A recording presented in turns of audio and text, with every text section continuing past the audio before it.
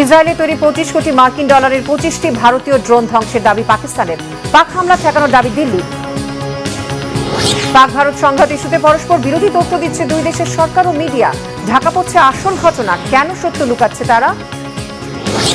রাজনৈতিক নেতাদের স্বার্থের বলি হতে চায় না দুই প্রান্তের সাধারণ কাশ্মীর। যুদ্ধ নয়, শান্তির দাবি তাদের, পাবে কি? আসসালামু আলাইকুম, দেখছিলেন বাংলাভিশন ওয়ার্ল্ড নিউজ হেডলাইন। এবারে বিস্তারিত।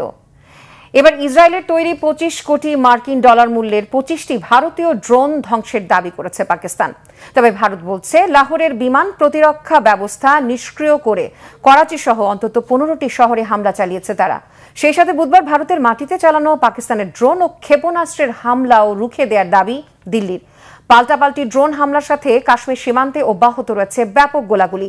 এতে নিহত হয়েছে ভারতের এক সেনা সহ অন্তত 13 জন। বিস্তারিত মেহরাব হোসেন খানের ডেস্ক রিপোর্টে।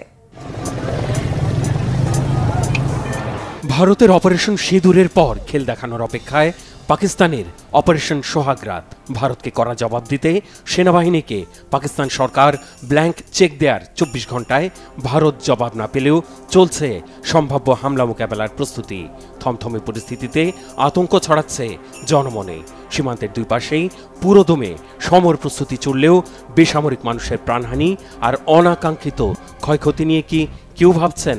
আমলে নিচ্ছেন কি জনভোগান্তি? India has undertaken 7 মে রাত ও 8 মে সকালে হারুপ ড্রোন পাকিস্তানের বিভিন্ন শহরে পাঠিয়ে আবারও স্পষ্ট আগ্রাসন চালিয়েছে ভারত। লাহোর, অ্যাটক, গুজরানওয়ালা, চকওয়াল, মিয়ানো, শোর আর করাচির কাছে ড্রোন ধ্বংস করেছে পাকিস্তানের সশস্ত্র বাহিনী। being in a high state of Pakistan সেনাবাহিনীর এই দাবি সঠিক হলে একাধিক যুদ্ধবিমান ভূপাতিত হওয়ার পরদিনই এই ড্রোন অভিযানে বড় ধরনের আর্থিক ক্ষতির মুখে পড়ল ভারত। ইসরায়েল নির্মিত 10টি হারপ ড্রোনের সেট 10 কোটি মার্কিন ডলার। যদিও ভারতের দাবি এই ড্রোন হামলায় পাকিস্তানের লাহোর ও শিয়ালকোটে চীনের HQ-9 আকাশ প্রতিরক্ষা ব্যবস্থা ও মিসাইল ধ্বংস করা হয়েছে। আর পাকিস্তানের 15টি শহরে এই ড্রোন অভিযানের নাম দেওয়া হয়েছে অপারেশন সিঁদুর ফেজ 2। ভারতের তরফ থেকে আরও জানানো হয়েছে বুধবার রাত থেকে বৃহস্পতিবার সকাল পর্যন্ত পাকিস্তানের ছোড়া অন্তত 15টি মিসাইল ধ্বংস করেছে রাশিয়ার তৈরি S-400 আকাশ প্রতিরক্ষা ব্যবস্থা। আর এই সময়ের মধ্যে অন্যান্য দিনের তুলনায় চরম উত্তেজনাকর অবস্থায় ছিল জম্মু কাশ্মীর সীমান্তের নিয়ন্ত্রণ রেখা। টানা 14তম দিনের মতো হামলা হয়েছে ভারত নিয়ন্ত্রিত জম্মু কাশ্মীরের কুপওয়ারা, বারমুল্লা, উরি আর আখনুর এলাকায়। ভারতের দাবি পাকিস্তান সীমান্ত থেকে হালকা অস্ত্র দিয়ে গুলি করার পাশাপাশি ছোড়া হয়েছে কামানের গোলা। এতে সেনা ও বেসামরিক মানুষ নিহতের তথ্য স্বীকার করেছে ভারত। আহতদের ভর্তি করা হয়েছে হাসপাতালে। বৃহস্পতিবার সর্বদলীয় বৈঠক করেছেন ভারতের প্রধানমন্ত্রী নরেন্দ্র মোদী। ওই বৈঠকে প্রতিরক্ষামন্ত্রী রাজনাথ সিং জানিয়েছেন মঙ্গলবার দিবাগত রাতে পাকিস্তানের আজাদ কাশ্মীর ও পাঞ্জাবে চালানো অপারেশন সিঁদুরের প্রথম পর্বে 100-রও বেশি সন্ত্রাসীকে খতম করা হয়েছে। পাকিস্তানের সম্ভাব্য হামলা প্রতিরোধে প্রস্তুতি আর পদক্ষেপ নিয়ে আলোচনা হয় ওই বৈঠকে। প্রথমত সব দলের নেতাদের অপারেশন সিন্দুর সম্পর্কে অবহিত করেছেন প্রতিরক্ষামন্ত্রী। সরকারের উদ্দেশ্য আর পরিস্থিতি নিয়ে কথা বলেছেন তিনি। বৈঠকে উপস্থিত অন্যান্য দলের নেতারা তাদের মতামত দিয়েছেন। বিরোধী দলও পরিপক্কতার নজির রেখেছে। দেশের এই দুর্যোগের সময়ে রাজনীতির কোনো সুযোগ নেই। এদিন নয়াদিল্লি সফরে যাওয়া ইরানের পররাষ্ট্রমন্ত্রী সৈয়দ আব্বাস আরাকচির সাথে বৈঠক করেছেন ভারতের পররাষ্ট্রমন্ত্রী এস জয়শঙ্কর। ব্যাখ্যা দিয়েছেন অপারেশন সিঁদুরের যৌক্তিকতা নিয়ে। জয়শঙ্কর হুঁশিয়ার করে বলেছেন ভারতে হামলার চেষ্টা চালালে কঠিন জবাব পাবে পাকিস্তান। পাকিস্তানের প্রতিশোধমূলক হামলা প্রতিরোধের প্রস্তুতি নিতে জম্মু, রাজকোট, সিমলা, ধর্মশালা, অমৃতসর, পাটিয়ালা সহ ভারতের 27টি বিমানবন্দর বন্ধ করে দেওয়ায় চরম ভোগান্তিতে পড়েছেন বিমান যাত্রীরা।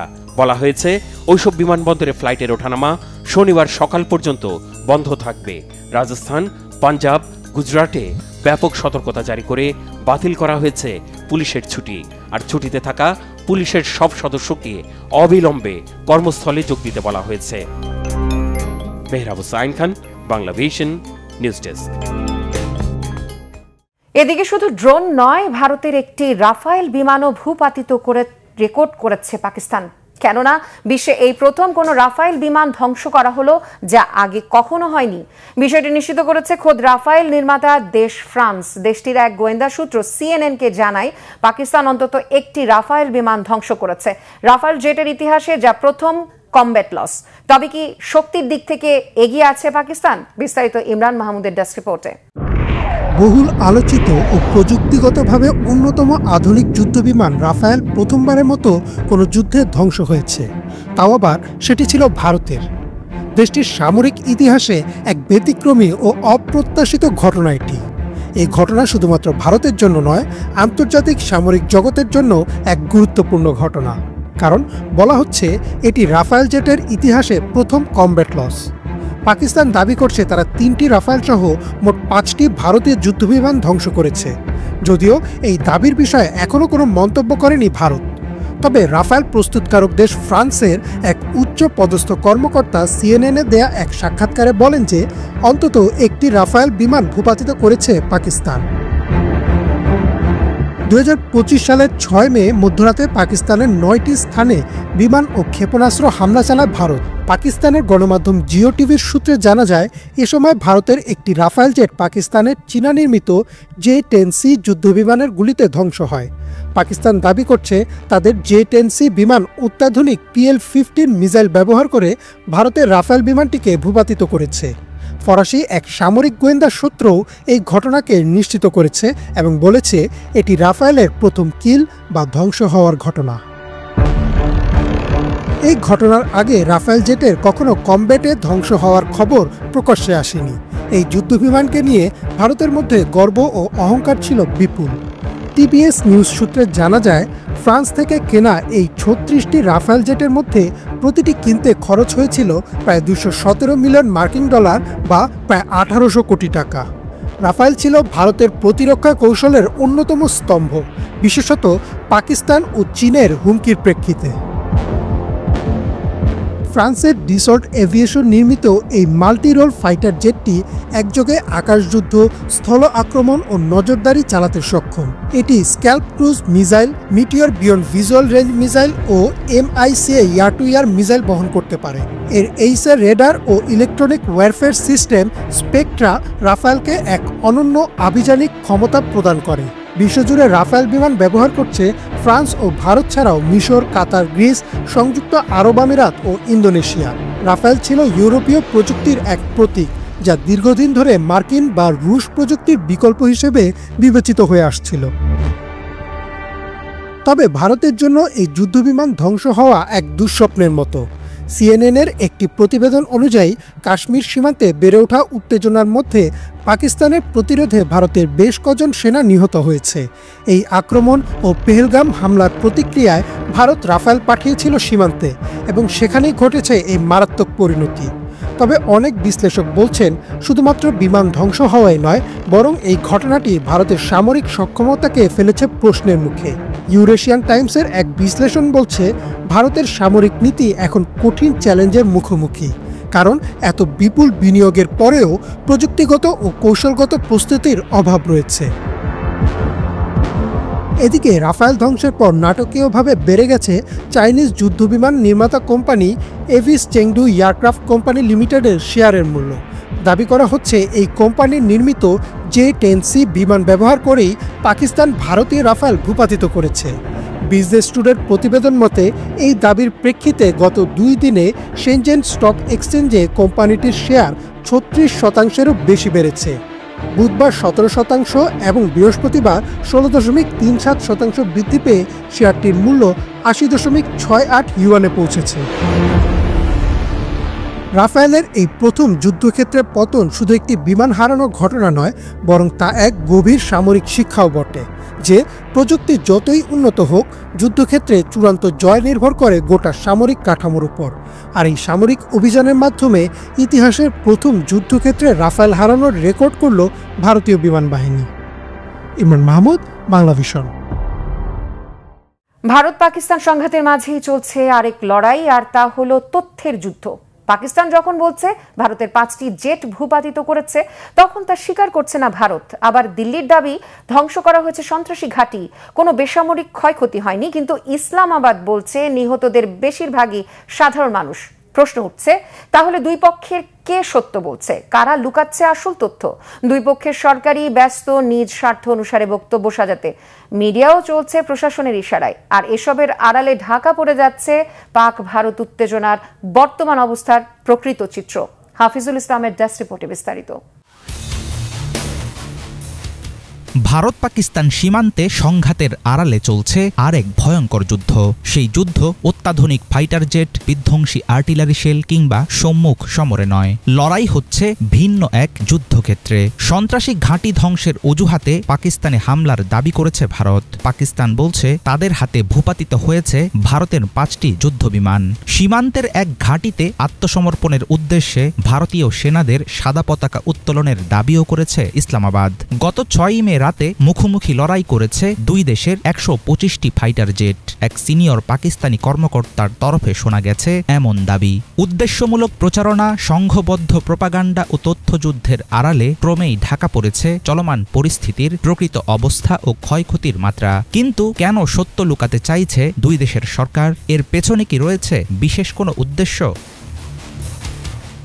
আন্তর্জাতিক সীমান্ত লঙ্ঘন করে পাকিস্তানের অভ্যন্তরে ভারতের ক্ষেপণাস্ত্র হামলার কয়েক ঘণ্টার মধ্যেই উভয় পক্ষ থেকে আসতে থাকে নানা দাবি ও পাল্টা জবাব। এর আগেও বিভিন্ন উত্তেজনার সময় পরস্পর বিরোধী বক্তব্য ছড়িয়ে এসেছে ভারত ও পাকিস্তান। পুলওয়ামা ট্র্যাজেডির প্রতিশোধ নিতে 2019 সালের ফেব্রুয়ারিতে দিল্লির পক্ষ থেকে দাবি করা হয় পাকিস্তান নিয়ন্ত্রিত আজাদ কাশ্মীরের বালাকোটে সন্ত্রাসী গোষ্ঠী JEM এর ঘাঁটিতে সফল হামলা চালিয়েছে ভারতীয় বিমান বাহিনী। বিপরীতে পাকিস্তান জানিয়েছিল ভারত কোনো ঘাঁটিতে নয়, বরং বোমা ফেলেছে একটি জনবসতিহীন জঙ্গলে। 2016 সালে উরি হামলার পর সার্জিক্যাল স্ট্রাইকের দাবি করে ভারত, কিন্তু সেটাকেও অস্তিত্বহীন বলে উড়িয়ে দেয় পাকিস্তান। এমন পাল্টাপাল্টি বক্তব্য বরাবরই ঢেকে দিয়েছে প্রকৃত সত্য। গত 6 মে মধ্যরাতে অপারেশন সিঁদুর এর আওতায় চালানো বিমান হামলা ছিল নিখুঁত এবং সীমিত লক্ষ্যভিত্তিক। গোয়েন্দা তথ্য নির্ভর এই হামলায় কেবল সন্ত্রাসী অবকাঠামোই ধ্বংস হয়েছে, বেসামরিক কোনো নাগরিক নিহত হয়নি, এমন দাবি ভারতের সামরিক যৌথ কমান্ডের। অথচ পাকিস্তান বলছে 6টি স্থানে চালানো হামলায় এক শিশুসহ নিহত হয়েছে অন্তত 31 জন বেসামরিক নাগরিক। পাকিস্তানের ভূখণ্ডে সাধারণ মানুষ নিহতের খবর প্রমাণ করে দিচ্ছে সন্ত্রাসী ধ্বংসের ভারতীয় নাটক পুরোপুরি মিথ্যাও হতে পারে। তবে দুই পক্ষের বিপরীতমুখী তথ্যের ভিড়ে ঠিক কতখানি সত্য বর্তমান পরিস্থিতিতে সেটা যাচাই করা প্রায় অসম্ভব। ভারতীয় ভূখণ্ডে 5টি ভারতীয় জেট গুলি করে নামিয়েছে পাকিস্তান।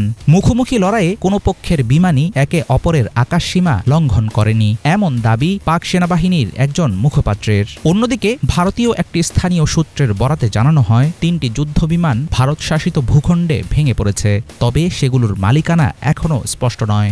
ভারতের ভূপাতিত যুদ্ধবিমানের কোনো ছবি বা ভিডিও এখনও সামনে আসেনি। দিল্লির পক্ষ থেকেও বিষয়টি স্বীকার বা অস্বীকার কিছুই করা হয়নি। একাধিক ভারতীয় বিমান ভূপাতিত হওয়ার খবর প্রকাশ করেছে বার্তা সংস্থা রয়টার্স ও নিউ ইয়র্ক টাইমস। তথ্যের এমন নানামুখী অস্পষ্টতা জন্ম দিচ্ছে নতুন নতুন গুজবের ডালপালা।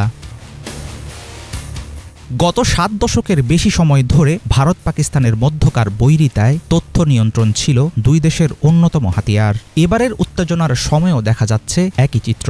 পাক ভারতের ক্ষমতাসীন নেতৃত্বের স্বার্থ সংশ্লিষ্ট মনোভাব ও মিডিয়ার সাজানো তথ্যের নিচে চাপা পড়ছে সংঘাতের আসল খবর। ছড়ানো ভিডিও, বিবৃতি, বানোয়ার তথ্য ও সংবাদ ব্যবহার করে চলছে ভয়ঙ্কর তথ্যযুদ্ধ।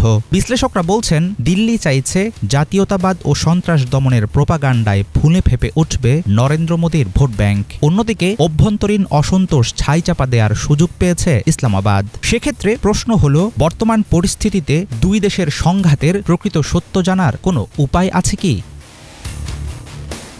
হাফিজুল ইসলাম, বাংলা ভিশন।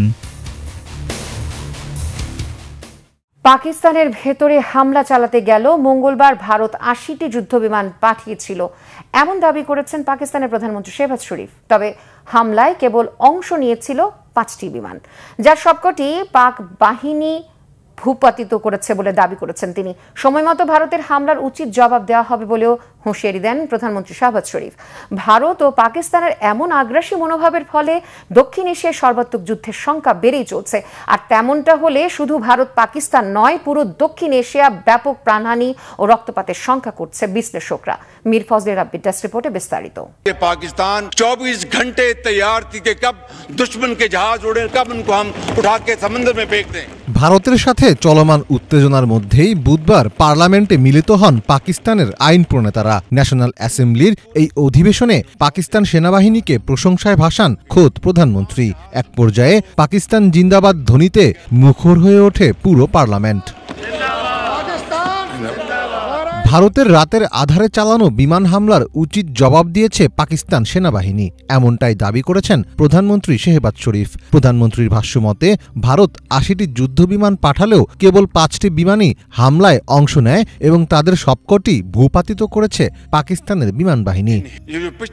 গত কয়েকদিন ধরে আমরা প্রতিদিনই খবর পেয়ে আসছি যে ভারতীয় বিমান এসে পাকিস্তানে আক্রমণ করবে।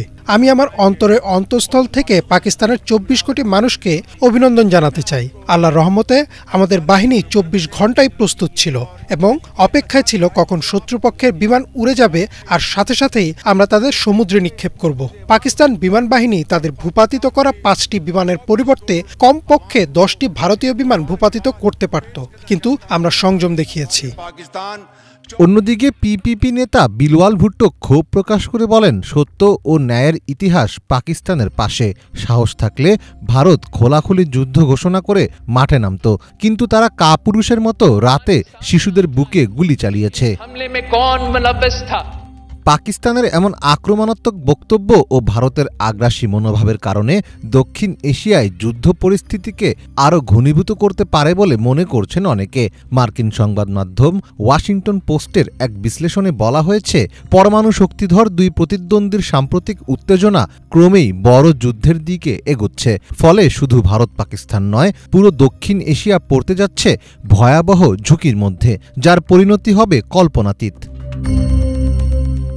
ভারত ও পাকিস্তান পারমাণবিক শক্তিধর দেশ, ফলে কাশ্মীর নিয়ে তাদের বিরোধ যখনই তীব্র হয় তখন এটি বিশ্বব্যাপী উদ্বেগ বাড়িয়ে তোলে। স্টকহোম ইন্টারন্যাশনাল পিস রিসার্চ ইনস্টিটিউটের তথ্য বলছে, পাকিস্তান ও ভারতের প্রত্যেকের কাছে প্রায় ১৭০টি পারমাণবিক ওয়ারহেড আছে। দুই দেশের কেউই জাতিসংঘের পারমাণবিক অস্ত্র বিস্তার রোধ চুক্তিতে স্বাক্ষর করেনি। সাম্প্রতিক পরিস্থিতির প্রেক্ষিতে কূটনীতি ও সমর বিশ্লেষকরা বলছেন, পারমাণবিক শক্তিধর দুই দেশেরই যুদ্ধে ব্যাপক প্রাণহানির শঙ্কা রয়েছে। পাশাপাশি সরবরাহ শৃঙ্খল ভেঙে পড়লে দীর্ঘমেয়াদী বাণিজ্য ও খাদ্য ঘাটতি দেখা দিতে পারে। ফলে দুই দেশের নেতারা এখনই সংযত না হলে চড়া মূল্য দিতে হবে পুরো দক্ষিণ এশিয়াকে। মীর ফজলে রাব্বি, বাংলা ভিশন। ভারত ও পাকিস্তানের রক্তক্ষয়ী সংঘাতে চড়া মূল্য দিতে হচ্ছে কাশ্মীর সীমান্তের দুই পারের মানুষকে। পরমাণু ক্ষমতাধর দেশ দুটোর নেতাদের রাজনৈতিক উদ্দেশ্য হাসিলের বলি হচ্ছে এসব নিরীহ নিরস্ত্র মানুষ, মত বিশ্লেষকদের। এরই মধ্যে যুদ্ধ সংঘাতের বিরুদ্ধে অবস্থান নিয়েছে কাশ্মীরবাসী। হামলা পাল্টা হামলা বন্ধ করে শান্তির আহ্বান তাদের। জীবন বাঁচাতে অনেকে বাড়িঘর ছেড়ে আশ্রয় নিয়েছে পাহাড়ে। কাশ্মীরবাসীর প্রতিটি মুহূর্ত কাটছে আতঙ্কে। শহীদ আরাফাতের টেস্ট রিপোর্ট। পাকিস্তান ভারতের রক্তক্ষয়ী সংঘাতে সবচেয়ে বেশি ক্ষতিগ্রস্ত কাশ্মীর সীমান্তের দুপারের মানুষ। বিশ্লেষকরা বলছেন, পেহেলগামে সন্ত্রাসী হামলা ইস্যুতে দুদেশের রাজনীতিবিদদের পাল্টাপাল্টি দোষারোপ ও ক্ষমতা প্রয়োগের বলি কাশ্মীরবাসী। সীমান্তে চলমান উত্তেজনা ও গোলাগুলির মধ্যে কাশ্মীর ছাড়ছে নিরীহ মানুষ। বন্ধ করে দেওয়া হয়েছে জম্মু ও কাশ্মীরের ৮টি জেলার শিক্ষা প্রতিষ্ঠান। সীমান্তলগ্ন পাঞ্জাবেরও ৩টি জেলায় সমস্ত স্কুল কলেজ বন্ধ করে দেওয়া হয়েছে। সম্ভাব্য আক্রমণের ভয়ে নিরীহ মানুষ বাড়িঘর ছেড়ে উঠছে পাহাড়ে গিয়ে। সংঘাত বন্ধ করে শান্তির প্রতিষ্ঠায় দুদেশের সরকারের কাছে আহ্বান জানিয়েছে গ্রামবাসী। আমাদের গবাদি পশু ও ঘরবাড়ি সবকিছু শেষ। ভারতের হামলার পর কোনো কিছুই আর বাকি নেই। এই সংঘাত বন্ধ করতে হবে। আমরা শান্তি চাই। আল্লাহর দোহাই আমাদের শান্তি দেন। আমরা সবাই বাঁচতে চাই। আমি গভীর রাতে প্রতিবেশীদের চিৎকার শুনতে পাই, হামলা হচ্ছে, পালাও। এখন দেখুন সবকিছু পুড়ে ছাই হয়ে গেছে। শুধু সব ধ্বংস হয়ে যায়নি, অনেকে হতাহত হয়েছে। সবাই নিজেকে বাঁচাতে নিরাপদ জায়গায় পালাচ্ছে। জম্মু ও কাশ্মীরের আখনুর জেলার পালতনগর গ্রামের মানুষ চরম আতঙ্কে। এরই মধ্যে গ্রামটি ছেড়ে অনেকে নিরাপদ জায়গায় আশ্রয় নিয়েছে। কেউ হেঁটে, কেউ বা গাড়িতে চেপে গ্রামটি ছেড়েছে। নিরাপত্তা বাহিনী আমাদের দ্রুত গ্রাম ছাড়ার পরামর্শ দেয়। এখানে থাকার মতো কোনো পরিস্থিতি নেই, তাই আমরা পায়ে হেঁটে গাড়িতে চেপে যেভাবে পেরেছি গ্রাম ছেড়েছি। আমরা কিছুদিন এখানেই অবস্থান করব। আমাদের ঘরে ছোট বাচ্চা আছে, তাই ফিরে যাওয়া সম্ভব নয়। যে কোনো সময় আবারও সংঘাত শুরু হতে পারে। যদি গোলাগুলি না হয় তবে দ্রুত ফিরে আসতে পারবো, অন্যথায় আমাদের এখানেই কিছুদিন অবস্থান করতে হবে। যতক্ষণ সরকারের নির্দেশনা পাচ্ছি না ততক্ষণ বাড়ি ফেরার উপায় নেই।